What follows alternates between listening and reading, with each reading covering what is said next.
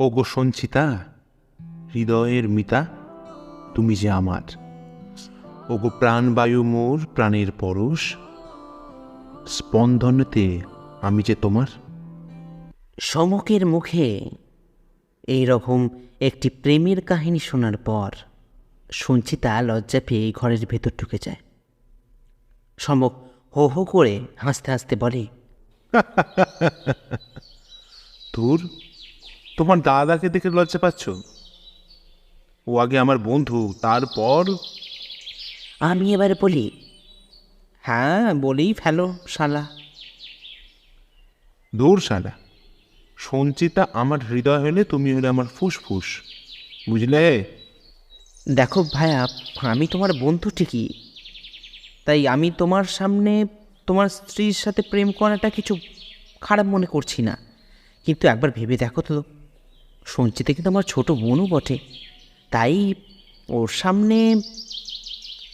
এবার সমক সোফা থেকে নিজের পা দুটো মেঝেতে নামিয়ে বলে, আগে বিয়েটা করো ভাইয়া, তারপর বুঝবে, বুঝলে?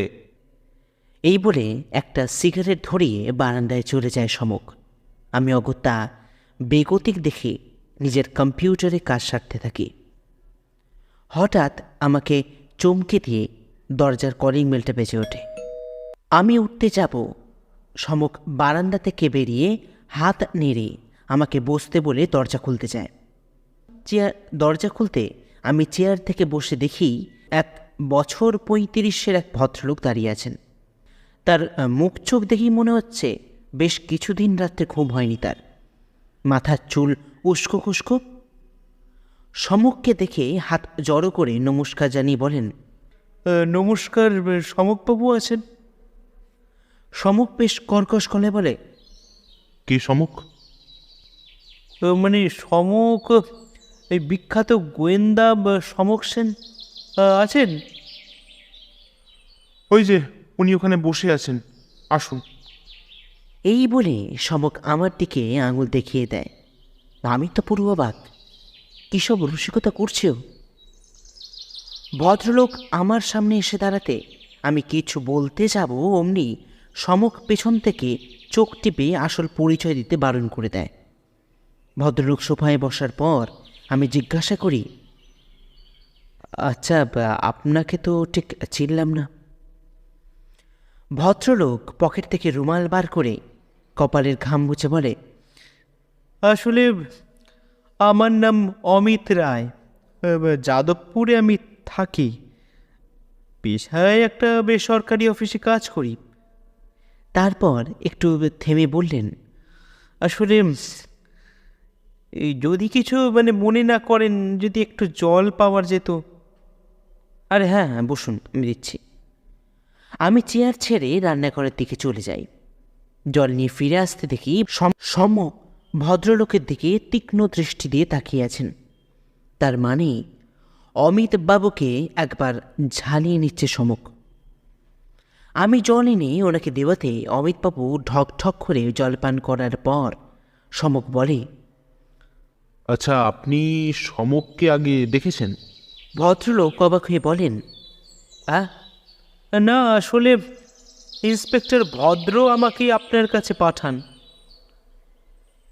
একটা বিপদে পড়ে আমি ইন্সপেক্টর ভদ্রর কাছে যাই। তিনি আমার বাল্য বন্ধু, তার কাছে আমার প্রবলেমটা জানাতে তিনি আপনার কাছে আসতে সাজেস্ট করেন। আমি এবার বলি, কিছু মনে করবেন না অমিতবাবু, আসলে আমি হলাম পৃথ্বীজিৎ, সমকের বাল্যবন্ধু, আর উনি হলেন স্বনামধন্য গোয়েন্দা সমক সেন। সমক আমার দিকে বিরক্তির দৃষ্টিতে তাকিয়ে বলে, বেশ তো চলছিল। তারপর অমিতবাবু থেকে ফিরে বলে, হ্যাঁ, আমি সমক। আসলে অনেকে এসে আমাকে খুব বিরক্ত করে, তাই আর কি, কিছু মনে করবেন না। এবার বলুন তো, আমাকে দরকার পড়ুক আর আপনার? ভদ্রলোক আবারও রুমালে ঘাম মুছে বলতে শুরু করলেন, আসলে সমকবাবু, আমি ছোট থেকেই কলকাতা শহরে বড় হয়েছি। ছোট থেকেই সবার সাথেই আমার সদ্ভাবও আছে। পাড়াতে আমার অল্প বিস্তর নাম ডাকও আছে ভালো কাজ করার জন্য। সম্মুখ নিজের মুখটা বিকৃত করে বলে, এসব শোনা, এসব জেনে আমি কি করবো বলুন তো? আসল কারণে আসুন। বেশ বেশ। এই বলেই অমিতবাবু নিজের ভাবনাগুলোকে একটু গুছিয়ে নিয়ে আবার বলতে শুরু করেন। আসলে গত মাসে আমি আর আমার সদ্য বিবাহিতা স্ত্রী বনানী ভট্টাচার্য মধুচন্দ্রিমার জন্য যাই বেনারস। বিবাহের আগে 5 বছরের আমাদের সম্পর্ক মিস্টার সেন। আর ঠিক তখনই আমরা ঠিক করি বিবাহ হলে আমরা সর্বপ্রথম বেনারসে আমাদের হানিমুনে যাব। বলতে পারেন এটা একটা ড্রিম ডেস্টিনি। যাক সে কথা। তা সমকবাবু, সেখানে যাওয়ার পর ঠিকঠাকই ছিল বুঝলেন, কিন্তু হঠাৎ করে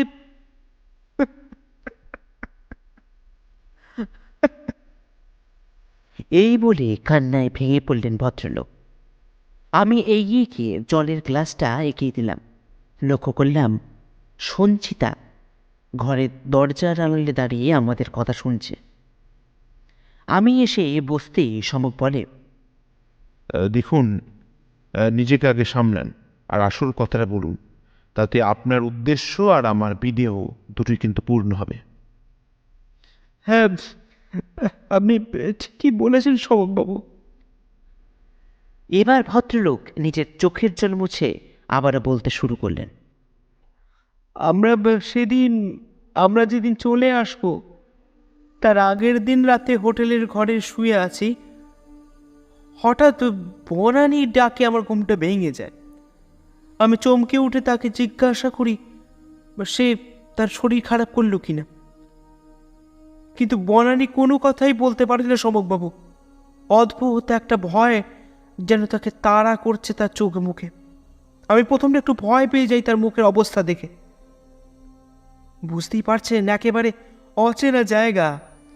মানে আমি কিছুই বলতে যাব অমনি সে আমার ঠোঁটে এই আঙুল ঠেকিয়ে বলতে নিষেধ করে, খালি বাথরুমের দিকে আঙুল দেখিয়ে আমার দৃষ্টি আকর্ষণ করে। আমি সেদিকে তাকাতে দেখি একটা ছায়ামূর্তি ওই বাথরুমের ভেতর কিন্তু চলাফেরা করছে। কিন্তু আশ্চর্যের বিষয় হলো, আমরা ছাড়া ওইখানে মানে ওই রুমের ভেতর আর তো কোনো মানুষ ঢোকার কথা নয় সমকবাবু। আমি বিষয়টা বোঝার জন্য হাতে ওই 2 লিটারের জলের বোতল অস্ত্র হিসাবে ব্যবহার করার জন্য নিয়ে এগোতে থাকি। বাথরুমের দরজা খুলে ভেতরটাও দেখি, কিন্তু আশ্চর্যের বিষয় হলো সমকবাবু, সেখানে কিন্তু কেউ নেই। আমি এবার অবাক হয়ে বলি, এসব কি বলছেন আপনি? এরকম কি সম্ভব নাকি? সমক এবার নিজের চশমাটা হাতে নিয়ে পরিষ্কার করে বলে, তারপর? অমিতবাবু আমার দিক থেকে মাথা ঘুরিয়ে সমকের দিকে ফিরে বলেন, তারপরই ঘটল সবচেয়ে চমকের বিষয়। যখন আমি বাথরুম থেকে ঘরের দিকে ঢুকবো, ঠিক তখনই আমার মাথার পেছন দিকে কেউ সজোরে আঘাত মারে সমকবাবু। আমি অজ্ঞান হয়ে পড়ে যাই। পরের দিন সকালে যখন চোখটা খোলে, দেখে আমি বাথরুমের মেঝেতেই শুয়ে আছি। মাথার মধ্যে একটা প্রচণ্ড যন্ত্রণা কাজ করতে থাকে। কিন্তু ঘরে ফিরে এসে দেখি সেখানে তো বনানী নেই। মানে? হ্যাঁ সমকবাবু, আমি বহু খুঁজলাম, সেখানকার প্রশাসনকেও বিশেষ করে সুরাহা করতে পারল না। এমনকি হোটেলের কেউ নাকি আমার স্ত্রীকে দেখেনি সমকবাবু। তাহলে? এইখানেই শেষ নয় সমকবাবু। বিছানার ওর আগের রাতের পরিহিত মানে জামা কাপড় এবং যাবতীয় কিছু ওর পরিহিত এবং সঙ্গে নিয়ে যাওয়া জামা কাপড় সব কিছু রয়ে গেছে।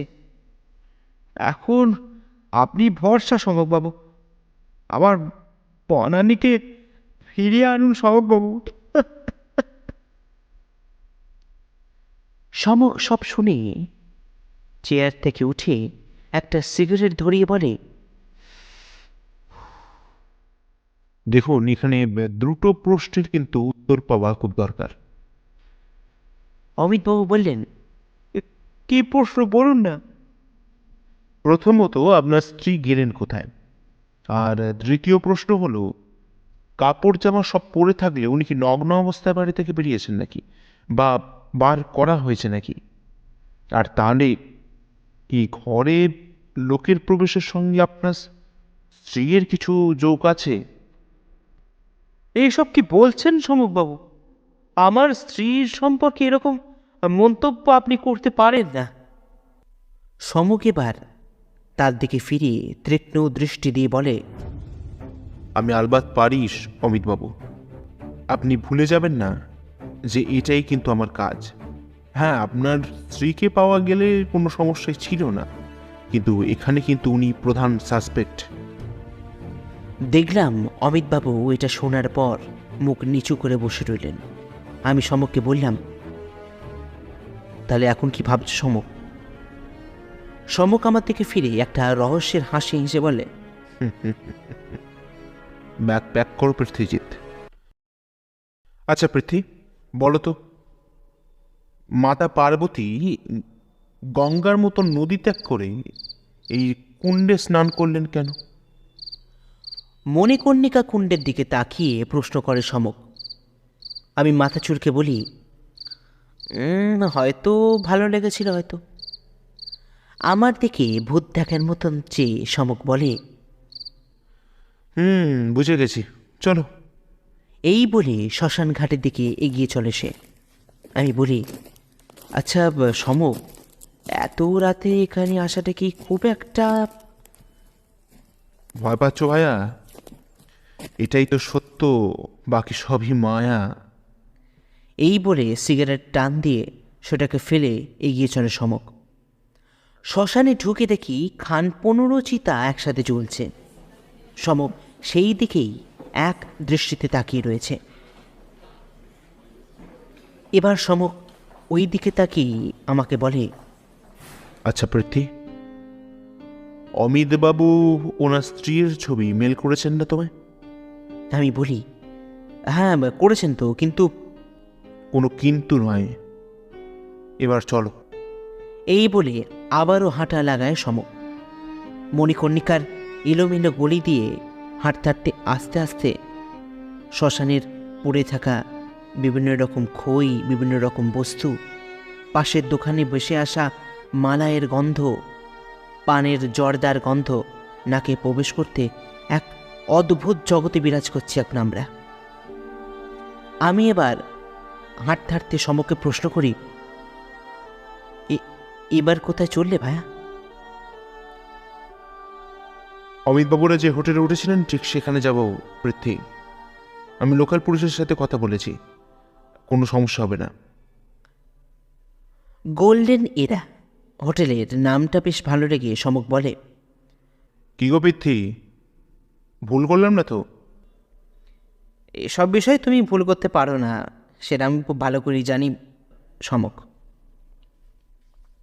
বেশ, অনেক তেল দিয়েছো ভাইয়া, এবার চলো। হোটেলে ঢুকতেই দেখলাম বেশ বড় সড়ো ব্যাপার। এরপর আমরা একজন স্টাফকে জিজ্ঞাসা করলাম ম্যানেজার রুমে আছেন কিনা। পরিচয় হতে জানতে পারি ম্যানেজার বাবু বাঙালি, আর শুধু উনিই নয়, এই হোটেলের প্রায় অধিকাংশ মানুষই নাকি বাঙালি।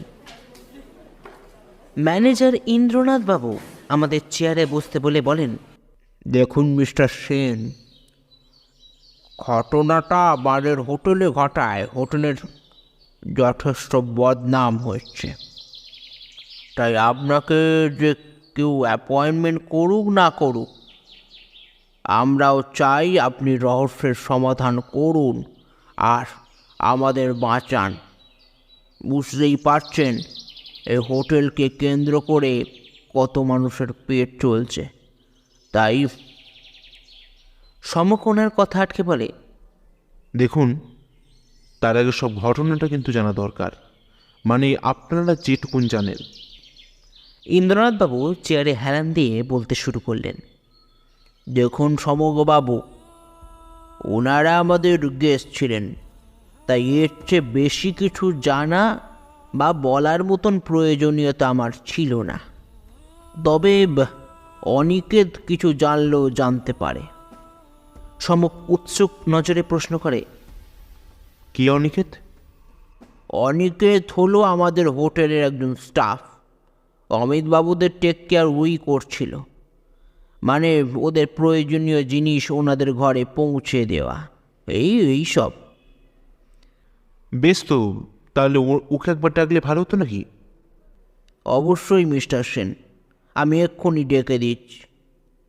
এই বলে ইন্দ্রনাথবাবু রিসেপশনে ফোন করলেন। মিনিট 5 মধ্যে আমাদের ঘরে একটি বছর 25 যুবক ঘরে প্রবেশ করে। ইন্দ্রনাথবাবু আমাদের পরিচয় করিয়ে দেবার পর ঘরের বাইরে চলে যান কোনো এক দরকারে।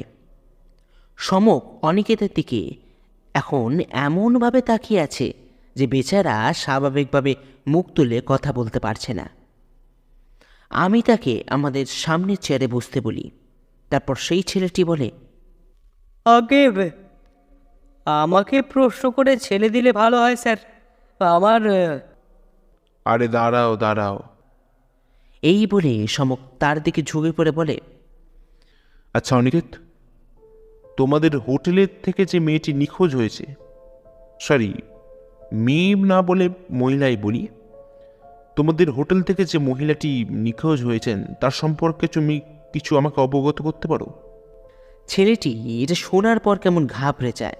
তারপর বলে, স্যার আমি তো পুলিশকে সবই বলে দিয়েছি, আবার নতুন করে। আরে বলোই না, আমি তো শুনিনি। আর তাছাড়া তোমাদের ম্যানেজার মশাই নিজেই তো আমাকে সাহায্য করতে বলেছেন।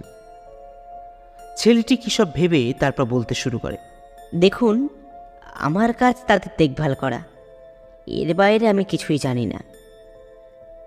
এবার সমক আমাকে চমকে বলে, দেখো চাঁদু, অনেকক্ষণ তোমার নাটক দেখছি, এবার সোজা সোজা সব খুলে না বললে তোমার চুরির কথা কিন্তু আমি ইন্দ্রনাথবাবুকে বলে দেবো। আমি তো কিছু চুরি করিনি স্যার। ও তাই?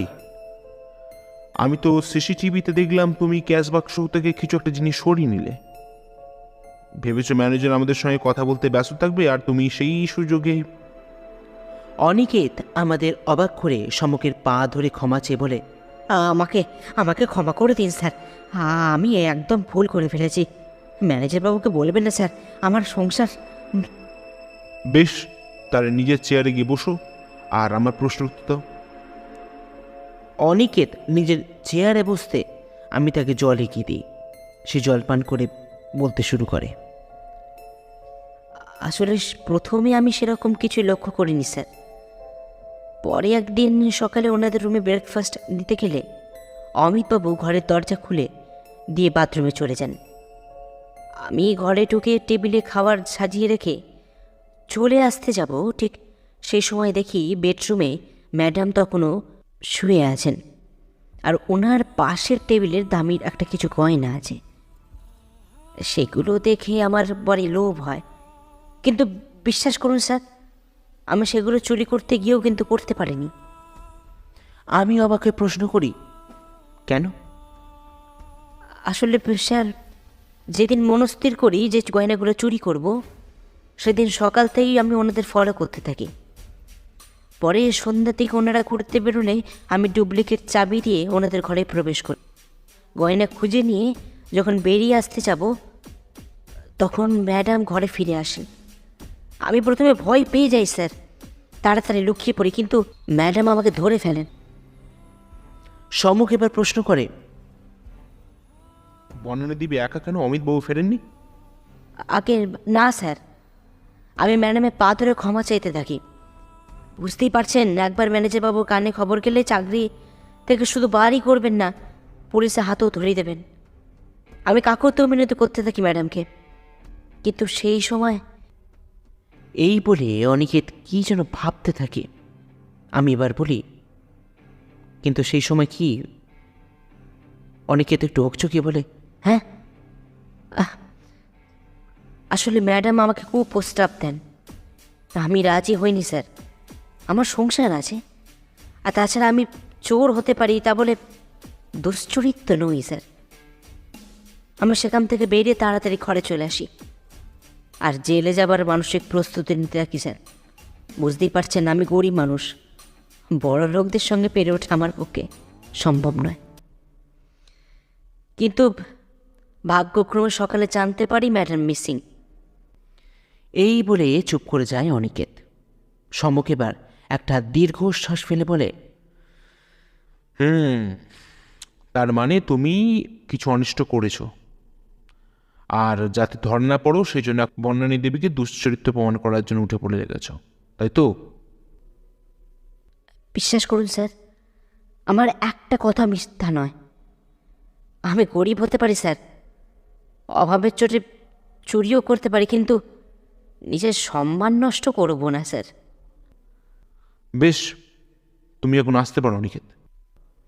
এই বলে সমীক নিজের চেয়ার ছেড়ে উঠে দাঁড়ায়। আচ্ছা সমক, কি বুঝছো বলো তো? ডক্টর রাজেন্দ্র প্রসাদ ঘাটের শ্রেণীতে বসে সমককে জিজ্ঞাসা করলাম আমি। সমক চায়ের ভাঁড়ে চুমুক দিয়ে বলে, আচ্ছা পৃথ্বী, আমার বাঁ পাশের মান মন্দিরের দেয়াল দেখতে পাচ্ছ? আমি অবাক হয়ে তাকে বলি, কিসব হেয়ালি করছো বলো তো? হেয়ালি নয় ভায়া, এই দেয়ালটা যে কত শত বছরের ইতিহাস বয়ে বেড়াচ্ছে তার ইয়ত্তা নেই। তবে কেউ যদি সেই ইতিহাস সম্বন্ধে জানতে ইচ্ছুক হয়, সেই কেবল জানতে পারবে এই দেয়ালের না বলা বহু ইতিহাসের কথা। কিন্তু এর সঙ্গে তোমার কাছের কি মিল? আছে আছে পৃথ্বী, আছে। আমি হলাম সেই ইতিহাসবিদ যে পুরানো ইতিহাসের পাতা ওঠাতে খুব মজা পায়। খালি আমাকে একটু সময় দাও ভায়া, খেলা এখন তো শুরু হলো কেবল। এই বলে ওর বিখ্যাত হাসিটা আবারও হাসতে থাকে। আমরা আমাদের হোটেলে ফিরলে আমি সঞ্চিতাকে একটা ফোন করি ও ভালো আছে কিনা জানার জন্য। এবারে আমাদের সঙ্গে আমার বোন সঞ্চিতা না আসায় আমার খুব খারাপ লাগছে। ফোনে সঞ্চিতার সংবাদ নেওয়া হয়ে গেলে আমি সমককে বলি, আচ্ছা সমক, সঞ্চিতাকে কি একবারও ফোন করতে নেই? বেচারিকে তো এমনিতেই সঙ্গে আনোনি, তারপর অন্তত একবার। সমক জানলার দিকে তাকিয়ে সিগারেটের ধোঁয়া ছেড়ে বলে, এবারে আনার মতন অবস্থা ছিল না পৃথ্বী, সেটা তুমি খুব ভালো করেই জানো। আর তুমি তো আছোই, তাই। সমকের কথা শেষ হতে না হতেই ঘরের টেলিফোনটা বেজে উঠল। সমক সিগারেটটা জানলা দিয়ে টুসকি দিয়ে মেরে ফেলে ফোনটা রিসিভ করলো, তারপর বলতে শুরু করলো, হ্যালো, আমি সমক সেন বলছি। হ্যাঁ হ্যাঁ, बोलिए इंस्पेक्टर सिंह, कुछ इन्फॉर्मेशन मिला आपको? वैसी এরপর রিসিভারটা রেখে আমার কাছে এসে চেয়ারে বসে পড়ে। আমি সমককে জিজ্ঞাসা করি, কি বলে ইন্সপেক্টর সিং? সমক আমার দিকে তাকিয়ে বলে, পরশু রাতে মণিকর্ণিকা শ্মশানের কাছে বনানী দেবীর মতন দেখতে এক মহিলাকে দেখতে পাওয়া গেছে। পুলিশ তাকে ফলো করলেও সে ভিড়ের মধ্যে মিশে যায়। এই বলে মাথার ওপর নিজের হাত রেখে চেয়ারে হেলান দেয় সমক। আমি বলি, তাহলে এরপর কি করবে?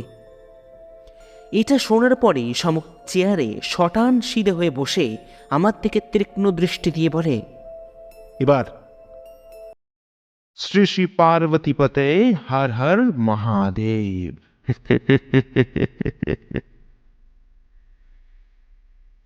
এই বলে হো হো করে হাসতে থাকে সমক। তবে এই হাসি যে কি মানে দাঁড় করাচ্ছে সেটা আমি খুব ভালো করে জানি। এরপর সেদিন আর তেমন কিছুই ঘটেনি। সন্ধ্যার দিকে আমি একবার দশাশ্বমেধ ঘাটে সন্ধ্যা আরতি দেখতে চাই। সমুখে যাবার কথা বলতে সে বলে, না ভাইয়া, তুমি করে এসো, আর পারলে একটা ছবি তুলে দেখবো। যেতে তো পারবো না এখন, ছবি দেখেই শান্তি পাই। আমাকে একটু সময় দেয় ভাইয়া, আমার সময়ের খুব দরকার। আমি তাই সন্ধ্যা আরতি দেখা শেষ করে গোটা দশেক মোবাইলের ছবি তুলে চলে আসি দশাশ্বমেধ ঘাট রোডে। সেখানে সর্বসাধারণের জন্য বানানো সিমেন্টের চেয়ারে বসে তোলা ছবিগুলো দেখতে থাকি। এমন সময় একটা বাচ্চা ছেলে আমার কাছে এসে বাদাম ভাজা কেনার কথা বলে। তার মায়া ভরা মুখটা দেখে আমি একটা ঠোঁয়া কিনে নিয়ে সেখান থেকে বাদাম খেতে থাকি, আর সামনের রাস্তা দিয়ে চলে যাওয়া অজস্র মানুষের ছবি তুলতে থাকি। কত ভাষাভাষী মানুষ শৃঙ্খলাবদ্ধ হয়ে চলে যাচ্ছেন নিজের নিজের গন্তব্যের দিকে। হঠাৎ আমার পেছনে থাকা বৃহস্পতি মন্দিরের ঘণ্টা বেজে উঠতে আমার হুঁশটা ফিরে ওঠে। মোবাইলে তাকিয়ে দেখি রাত 10টা বেজে গেছে। তাই আমি ওখান থেকে তাড়াতাড়ি করে হোটেলে ফিরে আসি। এরপর আর কিছুই ঘটেনি। আমি ফিরে এসে দেখি সমক শুয়ে পড়েছে।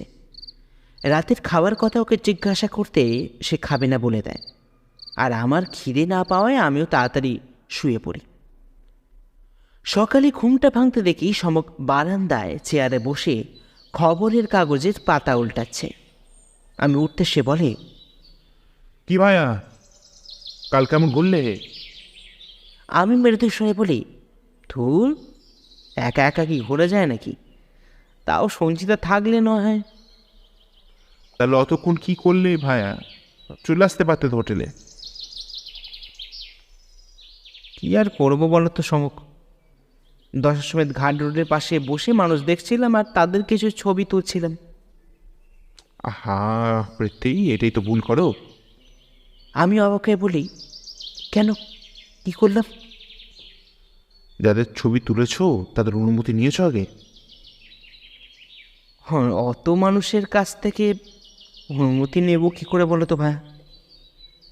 এবার সমক টেবিলের ওপর কাগজটা রাখতে রাখতে আমাকে বলে, কই, কি ছবি তুলেছো দেখি, দেখো দেখি। এমনি তো বর্ণানী দেবীর কেসটা কোনো সুরাহা করতে পারছি না। দেখি কয়েকটা ছবি দেখে যদি মনটা শান্ত করেছে। আমি মোবাইলটা সমকের হাতে দিয়ে বলি, বেশ, তুমি তাহলে দেখো, আমি একটু ফ্রেশ হয়ে আসি। ফ্রেশ হয়ে যখন আমি সমকের কাছে আসি দেখি সেখানে সমক নেই। আমার মোবাইলটা টেবিলের ওপর পড়ে আছে। সত্যি সমক যে কি করে না। যতই বিদেশে যাও পৃথ্বী, কলকাতা শহরে থাকার মতন আনন্দ আর শান্তি কোনোটাই তুমি পাবে না। বারান্দার রেলিংয়ে হেলান দিয়ে দাঁড়িয়ে সিগারেটের ধোঁয়া ছেড়ে বলে সমক। সঞ্চিতা তার দিকে ফিরে একটু মৃদু হাসে। সমক তার দিকে তাকিয়ে বলে, কি করি বলো তো সঞ্চিতা, কাজ তো যেতেই হয়, আর তোমাকে না নিয়ে যাওয়ার জন্য আমি খুবই দুঃখিত। আমি এবার নিজের উত্তেজনা সামলাতে না পেরে বলি, আচ্ছা সমক, তুমি বনানী দেবীর রহস্যের কী সমাধান করলে ভাইয়া, সেটা তো বললি না। সমক নিজের চেয়ারে ফিরে এসে বসে বলে, এত উত্তেজনা ঠিক নয় ভাইয়া। আমি বলি, উত্তেজনা ভালো নয় যখন, তখন তো বলে দিতেই পারো, তাহলে সব সমস্যার সমাধান। সমক এবার হো হো করে হেসে উঠে বলে, সত্যি, তোমরা দুই ভাই বোন মিলে আমার মাথাটা একবারই শেষ করে দেবে। ওসব রাখো দেখি, এবার সমাধান কি করে করলে সেটা বলো। আমাকে তো ওখান থেকে নিয়ে চলে এলে, আর আমি জিজ্ঞাসা করতেও কিছু বলনি। এবার সঞ্চিতা তোমাকে জিজ্ঞাসা করছে ভাইয়া, এবার তো বলো কমসে কম। সমক এবার মুচকি এসে বলে, বেশ, বলছি শোনো। অমিতবাবু যখন আমার কাছে প্রথমে এসে ওনার স্ত্রীর কথা বলেন, তখন থেকেই কেন জানি না সবকিছু একটা অদ্ভুত লাগছিল আমার, আর সেটাই লাগা স্বাভাবিক। তাও অমিতবাবুর অবস্থা দেখে কেসটা আমি নিই। তুমি জানো এই ধরনের কেস আমি খুব একটা নিই না, কিন্তু তার মুখটা দেখে আমার বড় মায়া হয়। প্রথম থেকেই আমার টার্গেট ছিল বর্ণালী দেবীকে খুঁজে বার করা, আর এই ক্ষেত্রেই পৃথ্বী, তোমাকে ধন্যবাদ না জানালে কিন্তু চলে না। আমি অবাক হয়ে বলি, ধন্যবাদ কি জন্য সমক? তোমার মনে আছে বোধহয়, পুলিশ আমাকে বলেছিল মণিকর্ণিকা ঘাটে বনানী দেবীকে একবার দেখা গেছে। হ্যাঁ, তা তো বলেছিল, কিন্তু তার সাথে সমাধানের কি সম্পর্ক? আছে আছে ভাইয়া, সমাধানের সম্পর্ক আছে, আর সেটাই আমার মাথায় ঘুরতে থাকে। আমি ভাবতে থাকি বনানী দেবী বনানী দেবীর মতন মহিলাকে পাওয়াটা খুব প্রয়োজন। তাই আমি থানায় ফোন করে সব কথা জানাই। ইন্সপেক্টর আমাকে আশ্বাস দেন যে তারা বনানী দেবীকে খুঁজে বার করতে আমাকে সাহায্য করবেন। কিন্তু আমার ভেতর কেমন যেন জবরদস্তি একটা যন্ত্রণায় ছটফট করতে লাগলাম। এমনিতেই সময় অনেক বেশি হয়ে যাচ্ছে, তার ওপর বনানী দেবীর অস্বাভাবিক অন্তর্ধান। বুঝতেই পারছো বোধহয় ব্যাপারটা খুবই গুরুতর এবং আমার ওপর কি পরিমাণ চাপ কাজ করছিল। এরপর সমক আমার দিকে ফিরে বলে, কিন্তু ভায়া, সব চাপ কমে যায় তোমার তোলা ওই ফটোগ্রাফিগুলো থেকে। আমি অবাক হয়ে আবারও বলি, আমার ছবিগুলো থেকে? সে কীরকম? শোনো তাহলে। সেদিন হোটেলে সকালবেলা আমাকে ছবি দেখাতে তুমি ফোনটা দিয়ে যাও। হ্যাঁ, তা তো দিলাম। একদম। আর সেই ছবি দেখতে দেখতে আমার এমন একটা জিনিস চোখে পড়ে যায় যে আমার সমস্ত প্রশ্নের উত্তর আমি পেয়ে যাই। তাই? কিন্তু কি দেখলে ভায়া? সমক এবার চেয়ার ছেড়ে উঠে আমাদের সামনে পায়চারি করতে করতে বলতে শুরু করলো, বনানী দেবীকে। আমি অবাক হয়ে বলি, মানে কিভাবে? আসলে তুমি তোমার অভ্যেসবশত ছবি তুলতে তুলতে অগোচরই বনানী দেবীকে ফ্রেমবন্দি করে নাও, আর সেই ছবি অনুসরণ করে আমি বনানী দেবীর কাছে পৌঁছে যাই। ব্যাস। এই বলে আবারও চুপ করে যায় সমক। আমি এবার বলি, তাহলে বনানী দেবী এখন কোথায় সমক? আর উনি এতদিন ছিলেনই বা কোথায়? ভায়া, বনানী দেবী এখন বেনারসে। মানে? হ্যাঁ পৃথ্বী, আসলে বনানী দেবী নিজের ইচ্ছায় অমিতবাবুকে ছেড়ে চলে যান, আর এটাই ওনার প্রথম থেকেই প্ল্যান ছিল, বলতে পারো বিবাহের আগে থেকেই। আর তাই বেনারসকেই তিনি বেছে নেন, কারণ বেনারসই আছে তার পুরাতন প্রেমিক। পুরাতন প্রেমিক? কে? হোটেল ম্যানেজার ইন্দ্রনাথ বাবু। কি বলছো ভায়া? কিন্তু কোনো কিন্তু না পৃথ্বী, বনানী দেবীর সঙ্গে অমিতবাবুর বিবাহের 5 বছর পূর্ব থেকে সম্পর্ক থাকলেও সেই সময় বনানী দেবী ফোনের সোশ্যাল মিডিয়া মাধ্যমে আরও একটি সম্পর্কে জড়িয়ে পড়েন এবং ক্রমে ক্রমে সেই সম্পর্কটা মানসিক এবং শারীরিক পর্যায়েও পৌঁছে যায় এবং বনানী দেবীর মনে ইন্দ্রনাথ বাবুকে নিয়ে একটা স্বপ্নের সাম্রাজ্য গড়ে উঠতে থাকে। আবার এদিকে বিবাহের পর, অর্থাৎ অমিতবাবুর সঙ্গে বিবাহের পর বনানী দেবীর কিছু সময় ভালো কাটলেও পরে সাংসারিক জীবন কিন্তু অশান্তিতে নেমে আসে। আমি বলি, ইন্দ্রনাথ বাবুর পুনঃ আগমনের পর? একদম ঠিক বলেছ পৃথ্বী। কিন্তু কি সমস্যা? বনানী দেবীর অতি আধুনিকতা মেনে নিতে পারছিলেন না অমিতবাবু। তার ওপর তার পুরাতন প্রেমিকের গল্পটা তো রয়েছে। এদিকে বনানী দেবীর পুরুষদের সঙ্গে খোলাখুলি আচরণ, বনানী দেবীর ব্যবহৃত পোশাক, এইসব নিয়ে তার একটা সমস্যার সৃষ্টি হয়, মানে অমিতবাবুর। আমি এবার প্রশ্ন করি, তাহলে অমিতবাবুকে সেদিন মাথায় মারল কে? আর বনানী দেবী সেই রাতেই সব কিছু ছেড়ে চলে গেলেনি বা কেন?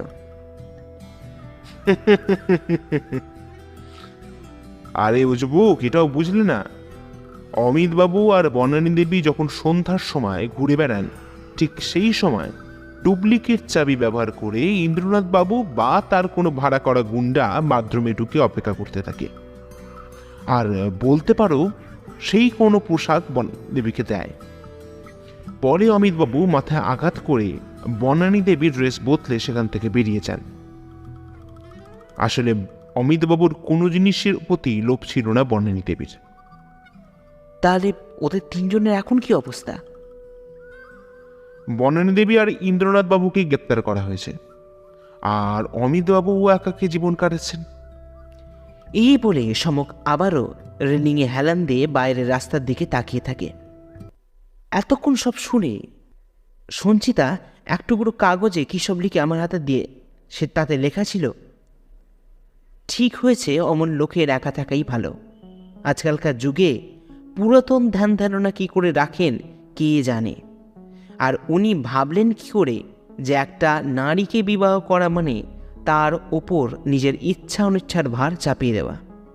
সমক এটা শোনার পর মৃদু হেসে সঞ্চিতাকে বলে, সঞ্চিতা, ভুল করছো। কোনো পুরুষই চাইবে না